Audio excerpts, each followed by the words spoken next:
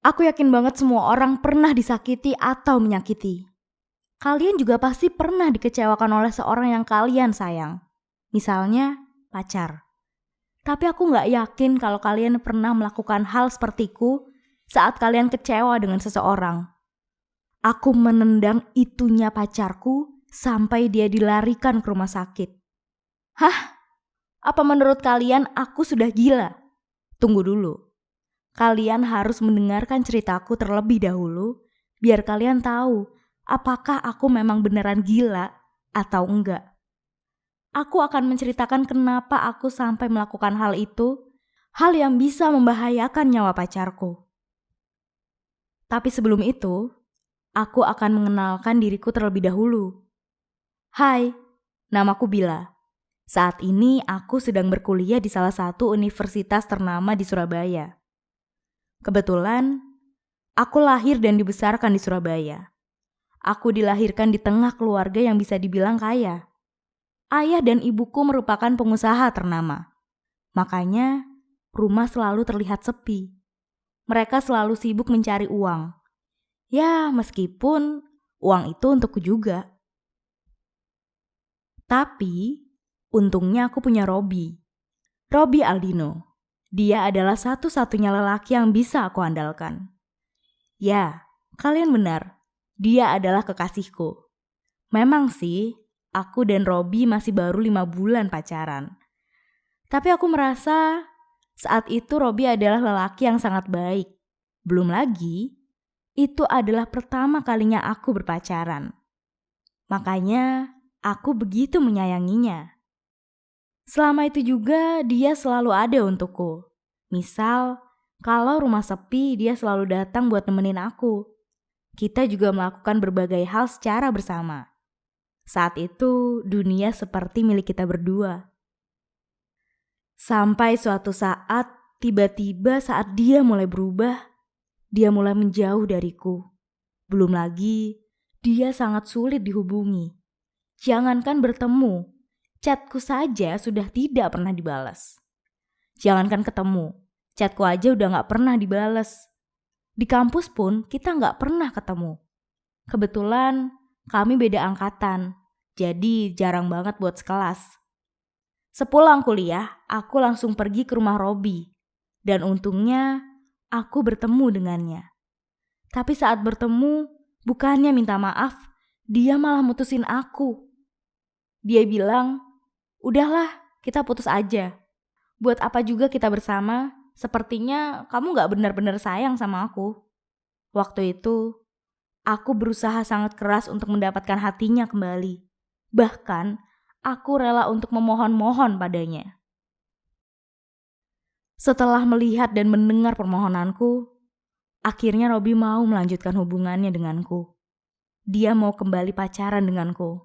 Tapi, dengan satu syarat, aku harus mau tidur dengannya. Sampai sekarang, aku masih ingat dengan perkataan Robby. Kalau kamu beneran sayang sama aku, ya tunjukin dong. Aku penasaran apa kamu mau tidur sama aku. Katanya sayang.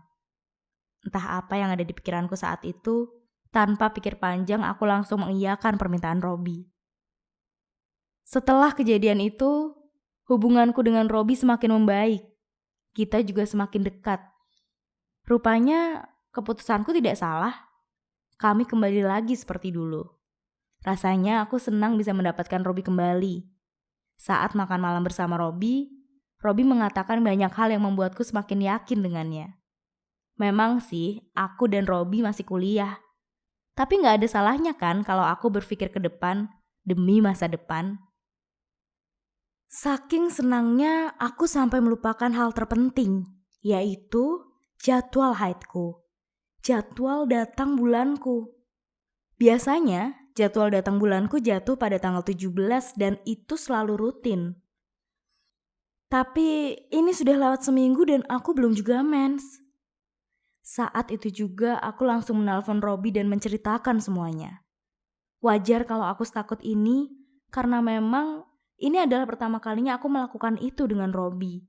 Dan ini juga pertama kalinya aku telat datang bulan. Saat aku menelpon Robby, Robi hanya tertawa seakan semuanya baik-baik saja.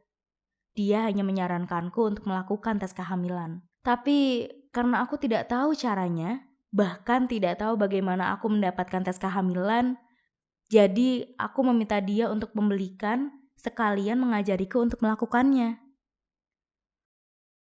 Beruntungnya saat itu ayah dan ibuku lagi keluar kota, jadi seperti biasa rumah terlihat sepi. Hanya ada aku dan Robi. Robi membawa beberapa tes pack saat itu. Dan Robi juga mengajariku. Jadi kita melakukan tes kehamilan secara bersamaan dengan urin masing-masing. Setelah beberapa menit menunggu, kami sangat terkejut dengan hasilnya.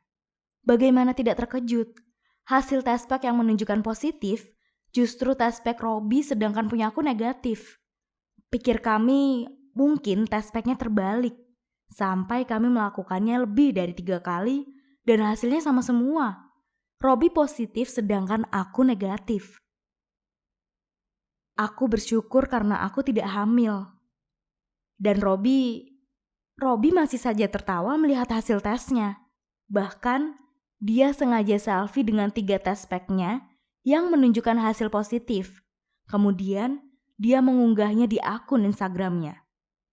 Saat itu, aku sama sekali tidak berpikir bahwa tindakan Robi akan membuat hubungan kita menjadi runyam.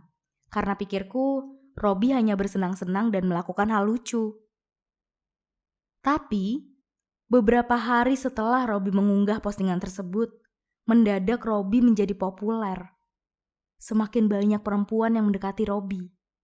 Sedangkan aku hanya menjadi bahan pergunjingan teman-temanku di kampus.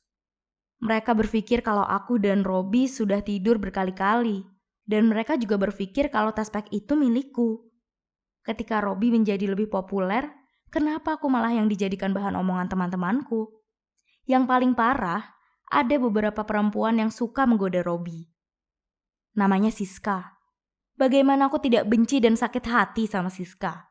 Saat aku pulang dari kampus, aku tidak sengaja melihat Robi sedang jalan bersama perempuan. Iya, itu Siska. Kalau mereka sekedar jalan bareng, mungkin aku gak akan sakit hati ya. Tapi, ini aku melihat Siska mencium Robi. Dan aku semakin kesal saat Robi membalas ciuman Siska. Ternyata selama ini pengorbananku menjadi sia-sia. Semua yang aku berikan pada Robi itu menjadi percuma. Setelah dia mendapatkan semuanya dariku, dan sekarang dia seenaknya saja jalan dengan perempuan lain. Aku menangis jadinya. Ya, namanya juga pertemanan. Saat aku hancur ada yang care, ada yang sok care, ada juga yang bangga saat melihat aku hancur. Belum lagi, gosip kalau Robi telah meniduriku sudah tersebar luas. Tapi beruntungnya, masih ada dosen yang care denganku. Namanya Bu Rani. Dia salah satu dosen yang sudah kuanggap sebagai orang tuaku sendiri. Bu Rani mencoba menenangkanku. Meskipun Bu Rani sudah mendengar gosip itu, Bu Rani masih saja baik denganku. Aku beruntung ada Bu Rani di sampingku. Karena aku tidak mungkin cerita pada kedua orang tuaku. Sepertinya Bu Rani sangat kecewa dengan perlakuan Robi terhadapku. Saat itu, kebetulan aku dan Robi sekelas dengan mata kuliah yang diajarkan Bu Rani. Waktu itu, Robi izin untuk pulang dengan alasan perutnya sakit. Tapi, alih-alih mempercayai omongan Robi, Bu Rani malah memarahi Robi. Semua anak di kelas langsung kaget. Mereka semua menatap ke arah Robi.